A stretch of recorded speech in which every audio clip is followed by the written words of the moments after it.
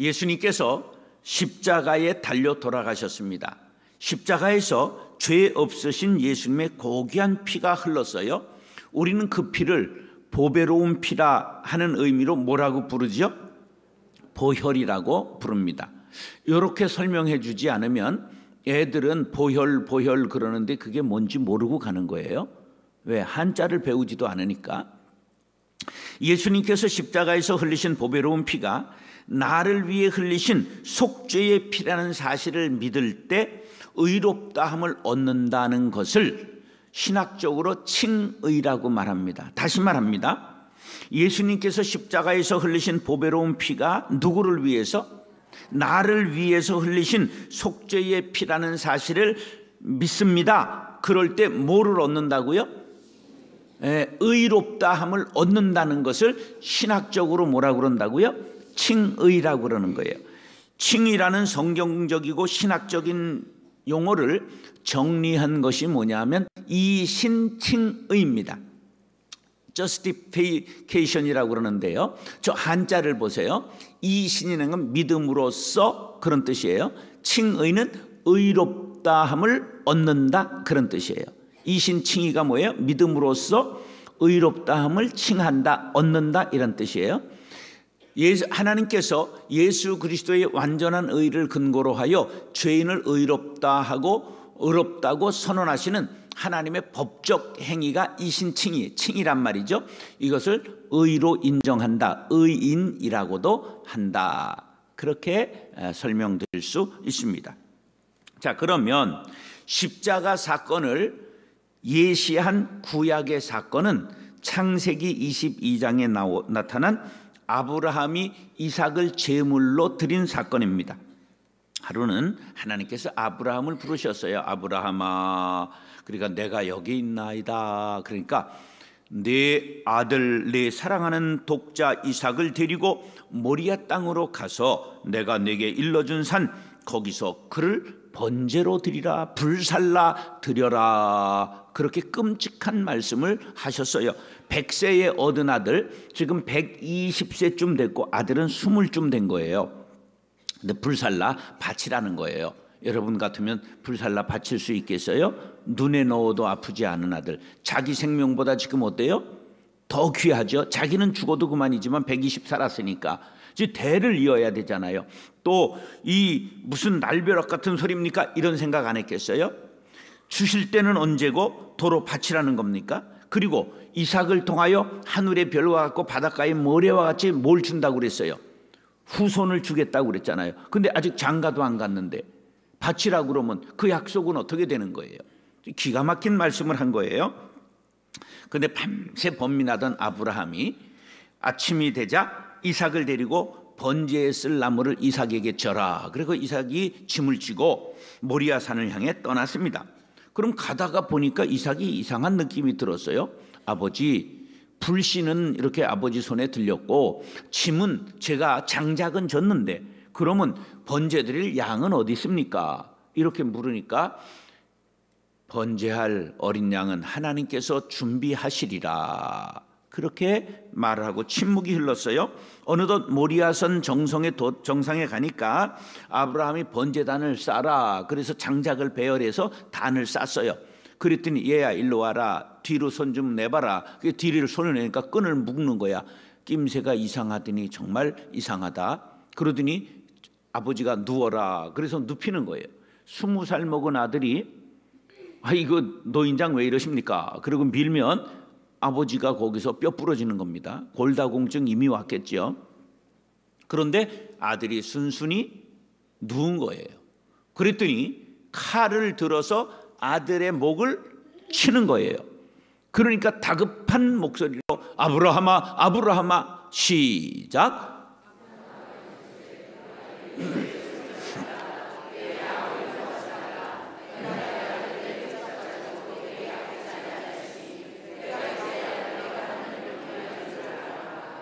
자, 아브라함은 지금 이삭을 십자가에 드린 거예요. 드리려고 그냥 흉내만 냈어요? 드렸어요? 드린 거예요. 드린 거. 이에 대하여 히브리서 기자는 히브리서 11장 17절로 19절에 이렇게 해석하고 있어요. 시작. 드릴 뻔했어요? 드리려고 신용만 했어요? 정말 드렸어요? 드렸어요. 시작. 자, 무슨 약속을 받았어요? 네 후사들이 하늘의 별과 같고 바닷가의 모래와 같으리라 약속을 받았잖아요. 그런데 아들이 없잖아요. 더 없는데 드렸단 말이에요. 자, 18절 시작.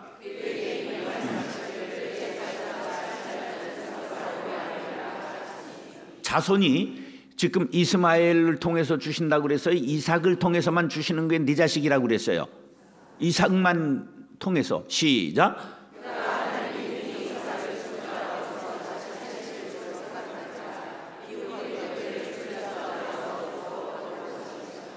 이삭은 지금 죽을 뻔했어요? 죽었어요? 죽은 거예요. 죽었다가 다시 살았고, 아브라함은 살리실 줄을 믿고 그를 죽였다 그런 말이에요. 하나님께서 이삭을 다시 살리실 것이라는 확신하는 믿음이 아브라함에게 있었기 때문에 아들을 드릴 수 있었다는 거예요. 사도 바울은 이에 대하여 갈라디아서 3장 6절에 이렇게 해석했습니다. 시작.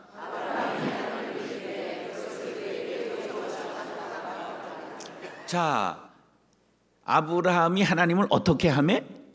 믿음에 어떻게 칭하셨다? 의로 칭하셨다. 의로 정하셨다. 이게 뭐예요? 이신칭의가 되는 거예요. 그래서 이신칭의를 이렇게 설명한 거예요. 의로 인정받기 위해서는 뭐가 필요해요? 의인으로 인정받기 위해서는 뭐가 필요해요? 믿음이에요. 그 믿음을 보인 사람이 아브라함이고, 그래서 아브라함을 믿음의 조상이라고 말하는 거예요. 십자가는 칭의입니다. 단지 십자가에서 흘리신 예수님의 피가 우리를 의롭게 하실 수 있다는 믿음이 있을 때 효력이 나타난다는 사실을 기억하시기 바랍니다. 사랑하는 형제 자매 여러분, 십자가에서 나타난 칭의의 역사를 믿고 의롭게 되시기를 예수님의 이름으로 축원합니다. 따라서 십자가에서 흘린 피는 구원의 능력이 있습니다. 자, 십자가에서 흘린 피가 구원의 능력이 있다는 것을 오늘 24절에 이렇게 말씀했어요. 상반절 시작. 자, 무엇으로 말미암아? 속량이라는 단어를 오늘 좀 알고 갑시다. 자, 속량이라는 말은 아폴리트로시스라고 하는 말인데요, 값을 지불함으로 풀려나다. 지금 빚져가지고 노예가 됐어요. 옛날에 고대 사회에서는 빚을 못 갚으면 빚 갚을 때까지 그 값으로 노예가 되는 거예요. 지금도 감옥에 들어가서 하루 얼마씩을 치고 노역하는 거 있는 거 아시지요? 예. 노예 시장에서 돈을 주고 다른 사람이 사가지고 꺼내주는 것, 이거를 속량이라고 말합니다. 예수님께서 죄인인 우리들이 죄악의 상태, 노예의 상태에 있는 것을 그대로 버려두지 않으시고 친히 보혈로 값을 지불함으로. 피가 값이 있어요, 없어요? 피가 값이 있어요, 없어요? 있지요. 매혈하는 거 아세요? 옛날 가난했던 때 피 팔아가지고 살았던 사람 있는 거 아세요? 예, 피에는 값이 있어요. 그 값을 지불함으로 자유를 얻게 된 것을 속량이라고 그래요. 속량은 구속과 구원과 동일한 뜻입니다. 이제는 속자에 대하여 정확하게 알아야 돼요. 속이라고 하는 건 저게 돈자가 2개나 들어가 있는 단어라는 걸 알아야 됩니다. 앞에 조개패가 붙어 있고 아래에도 조개패가 들어 있어요. 조개는 뭐죠? 고대 사회에서 돈으로 최초로 사용한 게 조개 껍질이에요. 그래서 저기 돈이라는 단어가 속자에 2개나 들어가 있어요.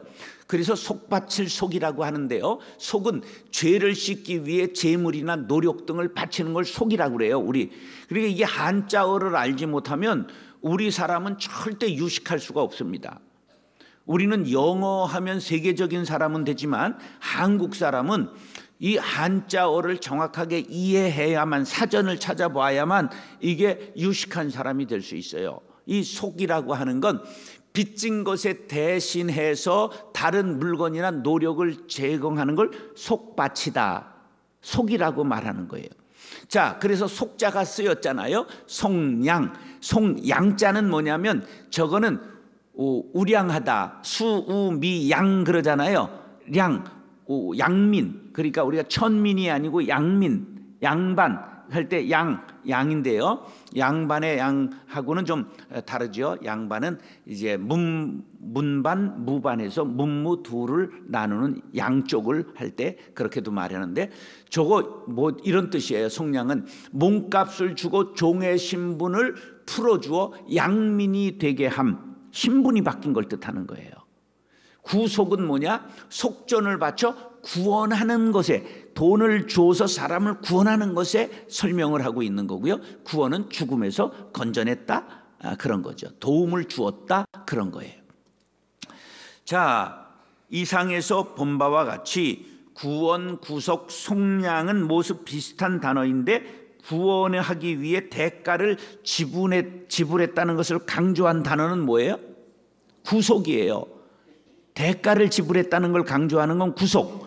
그런데 그 몸값을 지불하여 구원해서 신분이 바뀌었다 그럴 땐 어떤 단어를 써요?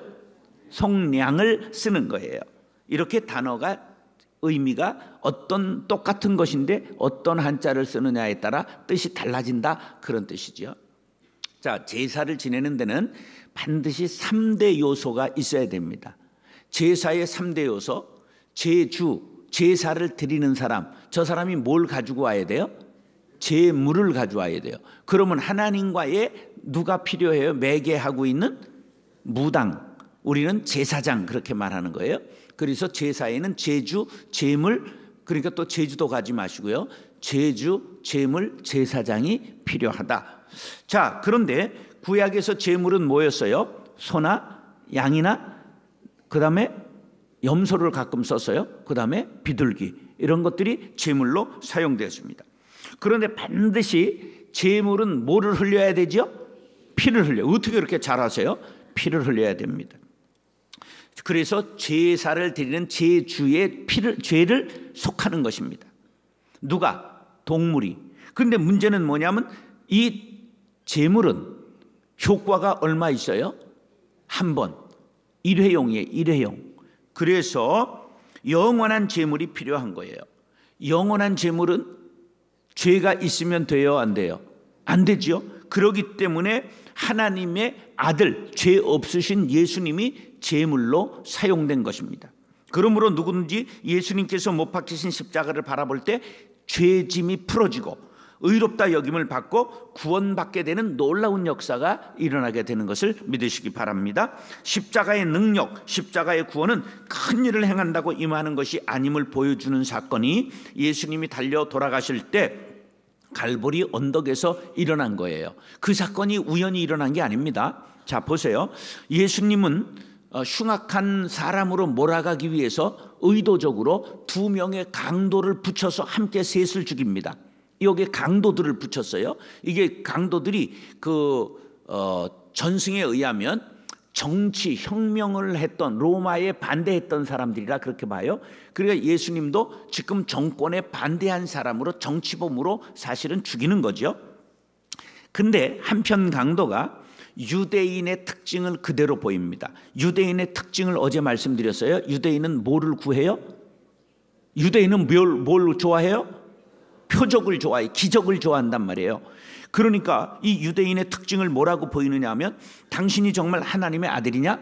그러면 한번 십자가에 뛰어내려 너와 우리를 한번 구원해봐라, 이렇게 얘기는 거예요. 죽어가는 순간까지도 남을 조롱하고 정죄하고 비난하고 한편에서 그렇게 죽어가요. 그런데 한편에, 반대편에 있던 강도가 놀라운 말을 합니다. 누가복음 23장 39절로 43절 시작.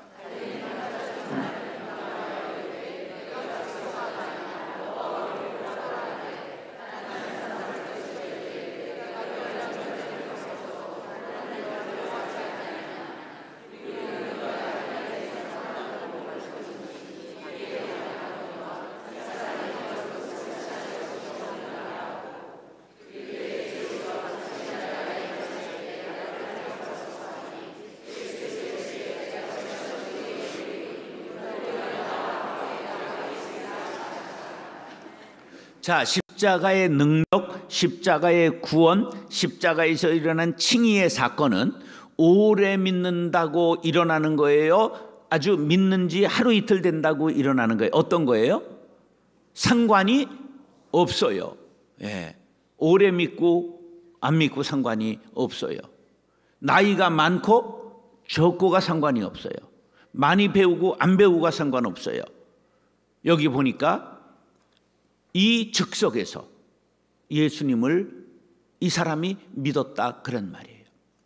그러니까 이 고백을 들으신 예수님께서 내가 진실로 네게 이르노니 오늘 네가 나와 함께 어디에 있으리라? 낙원에 있으리라. 구원을 받았습니다. 할렐루야. 이렇게 십자가는 믿는 자를 구원하는 구원의 자리요, 믿는 자에게 칭의가 임하는 자리입니다. 사랑하는 형제 자매 여러분, 예수께서 십자가에서 흘린 피가 나를 위한 대속의 피임을 믿으시기 바랍니다. 그 믿음이 여러분을 구원합니다. 십자가에서 흘리신 보혈의 구원의 능력이 있음을 믿고 의롭다 칭함을 받게 되시기를 예수님의 이름으로 축원합니다. 따라서 의롭다 하심은 값없이 주시는 은혜입니다. 은혜라는 말은 선물이라는 뜻을 가지고 있어요. 하나님의 선물에는 두 가지가 있습니다. 잘 보세요. 첫째, 은혜도 선물이요 은사도 선물입니다. 그런데 은혜는 카리스라고 말하는데 뜻은 선물은 선물인데 무슨 선물? 구원의 선물을 은혜라고 그러는 거예요. 그 다음에 은사는 카리스마라고 그러는데 이 카리스마는 선물인데 하나님이 뭘 하라고 우리에게 주시는 선물? 일하라고. 우리 찬양대 지휘자가 카리스마가 있잖아요. 막 끊어가지고 막 얼마나 찬양을 잘합니까? 이게 뭐예요? 일하라고 주시는 선물이다 그런 거예요. 십자가에서 주어진 칭의의 역사는 하나님의 무한하신 사랑으로 인하여 주어지는 신적인 사랑이지요. 이것을 믿는 자는 우리의 존재, 가치, 이런 모든 의식이 바뀌어야 돼요. 우리는 죄인에서 의인된 것입니다. 의롭다함이라는 말은 법정에서 무죄를 판결할 때 너는 죄인이 아니라 의롭다 판정하는 거예요. 이것을 신학적으로는 칭의라고 말하는 것입니다. 사람이 의롭게 되는데 인간의 의는 몇 프로 작용할까요? 사람이 의롭게 되는데 사람의 의는 몇 프로 작용할까요? 0.0001%도 작용하지 않습니다. 따라서 공로도 소용없고 행위도 소용없습니다. 자기 것을 내세우는 순간 그건 전부 무너지는 거예요. 히브리서 4장 14절로 16절 시작.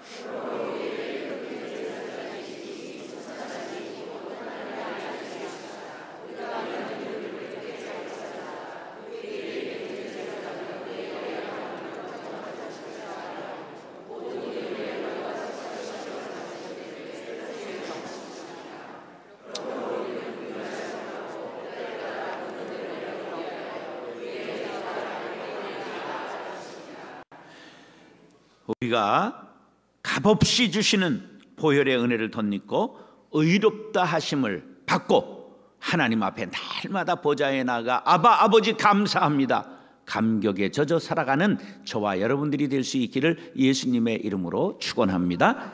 따라서 오직 믿음만 있으면 됩니다. 마틴 루터는 아주 열정적인 수도사였어요. 이 젊은 신부 시절에 얼마나 수도원장한테 가서 날마다 고해성사를 하는지, 얘야 다른 애들은 안 그런데 넌 왜 그러냐, 이제는 좀 한꺼번에 모아서 와라.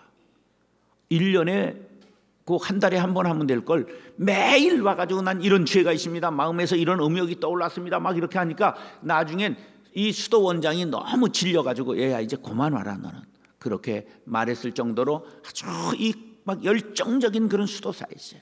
그가 로마의 성지순례를 떠났습니다. 예수님께서 빌라도에게 재판받았던 법정을 그 콘스탄틴 대제의 어머니 헬레나라는 사람이 얼마나 믿음이 좋았는지 그 로마로 그대로 이스라엘에서 떠가지고 대리석 계단을 그대로 로마 군병들을 해가지고 배에 싣고 갔어요. 딱 만들어서 그곳을 계단을 놓고 성당을 만들었는데 그게 스칼라 산타 성당이라고 유명한 곳이에요. 그래서 지금도 사람들이 거기 가면 전부 예수님이 재판받았던 자리를 어떻게 우리가 감히 발로 올라가느냐, 이래서 무릎으로 기어 올라가요. 근데 대리석도 사람이 오래 밟으면 닳는다는 걸 아시죠? 그래가지고 이렇게 다 닳았어요. 아주 순례객들이 무릎으로 가서. 왜? 나까지도 가서 무릎으로 기어 30년 전에 올라갔으니까. 그래가지고 지금은 그거 닳는 걸 방지하기 위해 나무를 깔아놨어요. 그래서 거기 지금도 순례객들이 가면 기어 올라갑니다. 그러니까 1517년에 종교개혁을 일으킨 마틴 루터도 그 전에 순례를 가가지고 얼마나 감격했겠어요? 무릎으로 기어 올라갔습니다. 근데 놀라운 역사가 일어났어요. 그때 하나님께서 막 루터의 마음에 이런 성경 말씀을 생각나게 했어요. 로마서 1장 17절 시작.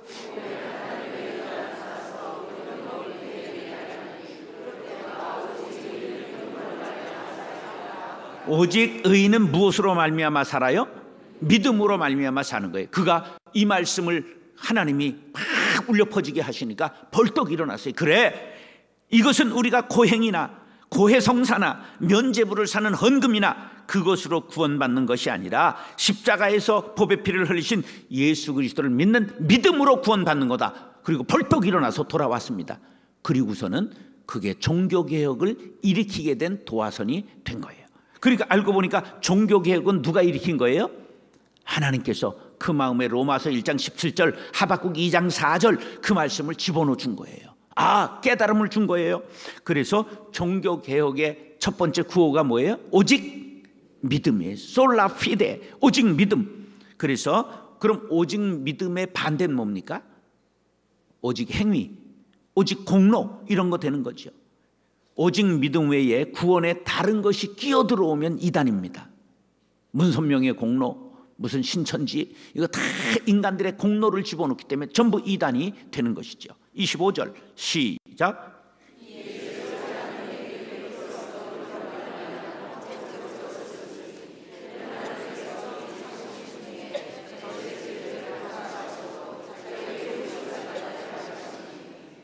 구원 사역에 있어서 감독은 성부 하나님, 배우는 주인공은 예수님, 조연은 성령 하나님이 하셨다 하는 내용을 찾아볼 수 있고요.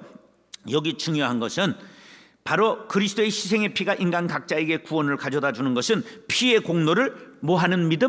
믿는 믿음을 통하여 효력이 발생한다. 여기에서 중요한 단어는 화목제물이라는 단어요. 그리고 여기에서 간과하신다 그랬어요. 관가한다는 말은 파레신이라고 하는데 넘긴다, 봐준다 그런 뜻이에요. 죄로 인해 죽을 수밖에 없는 인간들을 화목 제물이 되신 예수 그리스도의 피를 보고 하나님께서 우리의 죄를 봐주신 거예요. 넘겨주신 거예요. 패스오버, 지나가 버린 거죠. 이것은 오고 오는 모든 세대에 적용되는 일로 하나님의 사랑과 공의를 나타내시는 약속입니다. 그러므로 누구든지 예수 믿으면 멸망치 않고 영생을 얻게 되는 것이죠. 이것은 오직 예수, 그를 믿는 믿음으로만 가능한 것입니다. 로마서 3장 28절 시작.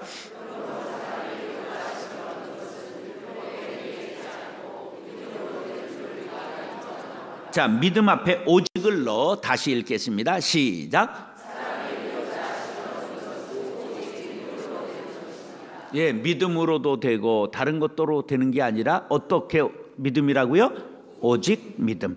오직 예수를 구주로 믿는 믿음, 예수님께서 십자가에서 흘리신 보배로운 피만이 우리를 의롭게 하실 수 있다는 사실을 믿는 믿음이라야 참된 믿음입니다. 십자가를 믿는 사람은 의롭게 된다고 하나님께서 약속하셨습니다. 이것을 믿음으로 받아들이는 자는 의롭다 하심을 얻고 구원받습니다. 사랑하는 형제 자매 여러분, 십자가는 칭의가 나타났습니다. 그러나 예수께서 십자가에 흘리신 보혈만이 우리 죄를 씻고 의롭다 하시는 이 구원한다는 사실을 믿을 때 칭의는 일어난 것입니다. 오직 이 믿음으로 구원받고 하나님의 자녀가 되시기를 화목제물이 되셔서 우리를 구원하신 예수님의 이름으로 축원합니다.